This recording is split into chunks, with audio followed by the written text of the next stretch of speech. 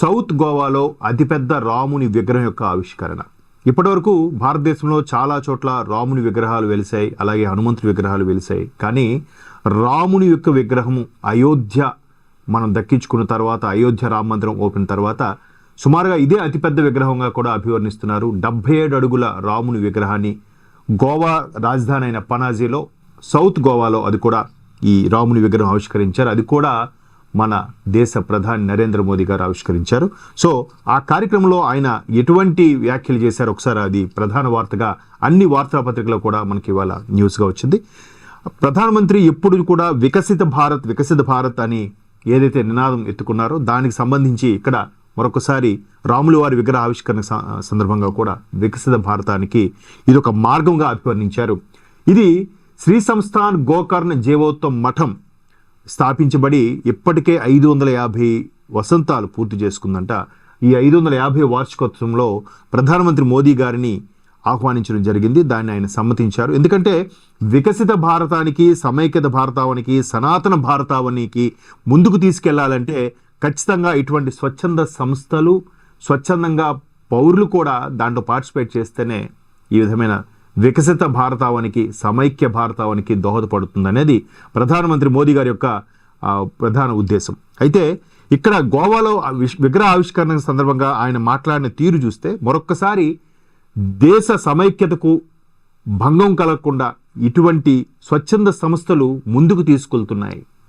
జాతి, కుల, వర్ణ, మత విభేదాలు లేకుండా సనాతన ధర్మం అనంటే ఒక మనిషి యొక్క జీవన విధానాన్ని నినాదం ముందుకు తీసుకెళ్లే సందర్భంగా మరొకసారి వ్యాఖ్యానించారు.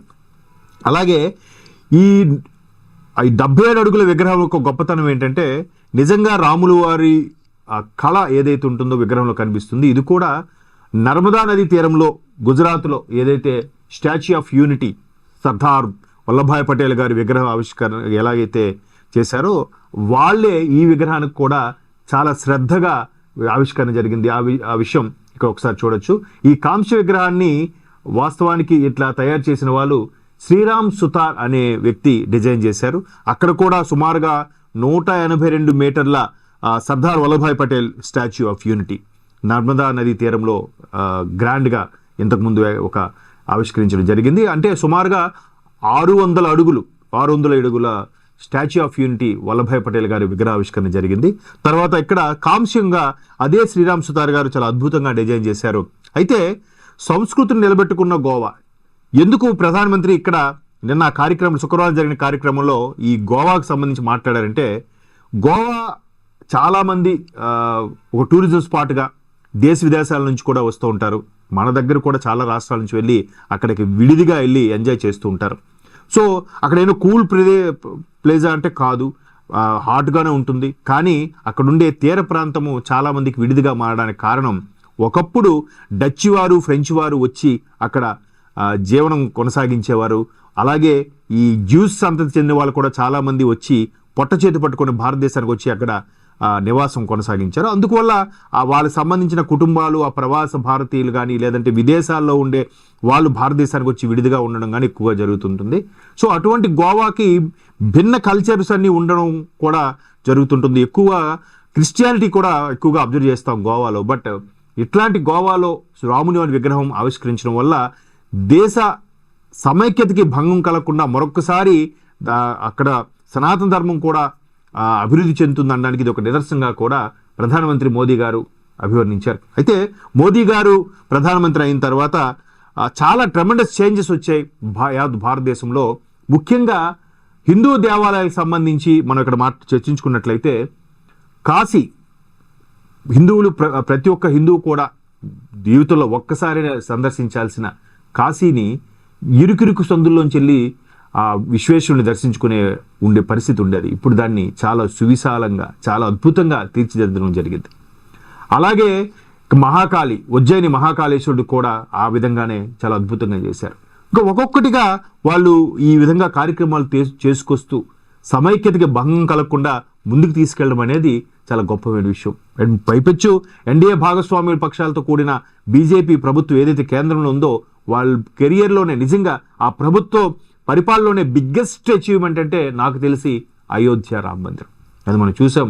అద్భుతంగా సువిశాలంగా సుమారుగా ఒక 20-30 ఎకరాల సువిశాల స్థలంలో అయోధ్య రామ మందిరం నిర్మాణం జరిగింది. చాలా అద్భుతంగా జరిగింది. రీసెంట్గా దాని యొక్క పతాకాన్ని కూడా ఎగరవేశారు. పూర్తి స్థాయి పనులు అయిపోయిన నేపథ్యంలో అయోధ్య రామ మందిరం పూర్తి స్థాయి నిర్మాణం జరిగిపోయింది.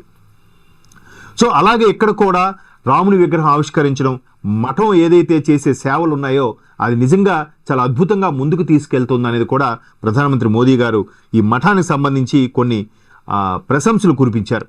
అంటే 550 సంవత్సరాలంటే సుమారుగా ఇక్కడికి ఎవరైతే మొఘలులు సుల్తాన్లు పరిపాలించిన టైం నుంచి కూడా వీళ్ళ మఠం ఎస్టాబ్లిష్ చేసి ఇప్పటికీ అదే నియమనిష్టలతో అదే ఎథిక్స్తో ఇప్పటికీ కొనసాగిస్తున్నారనేది మనకు ఒకసారి గమనించాలి. 550వ వార్షికోత్సవం అంటే సరిగ్గా నేటికి 550 సంవత్సరాల క్రిందట స్థాపించబడిన ఈ మఠం ఈ రోజుకి కొనసాగుతుంది. దాని దిశను మార్చుకోలేదు. ఎన్ని ఆటంకులు వచ్చినా కూడా మఠం ఆ విధంగానే కొనసాగుతుంది. ఇది భావితరాల కోసం శాశ్వతంగా ధ్యానము, స్ఫూర్తి, భక్తి కేంద్రాలుగా నిలిచి ఉండేలాగా ఈ మఠం కొనసాగాలని ప్రధానమంత్రి మోదీ గారు నిన్న సౌత్ గోవాలో అంటే శుక్రవారం సౌత్ గోవాలో ఆవిష్కరించిన 77 అడుగుల స్వామివారి కాంస్య విగ్రహం సంబంధించి ఈ ప్రశంసలు ఇచ్చారు. ఈ క్రెడిట్ మొత్తం కూడా శ్రీ సంస్థాన్ గోకర్ణ జీవోత్తమ్ మఠంకే దక్కుతుంది. సో ఇట్లాంటి స్వచ్ఛంద సంస్థ మఠాలు భారతదేశంలో చాలా ఉన్నాయి. మఠాలు నిజంగా ఒక మఠాధిపతి కేంద్రంగా సాగే మఠాలు కూడా సనాతన ధర్మాన్ని కాపాడడానికి తన వంతు సాయం కాదు, తన వంతుగా కృషి చేస్తున్నాయనే చెప్పాలి.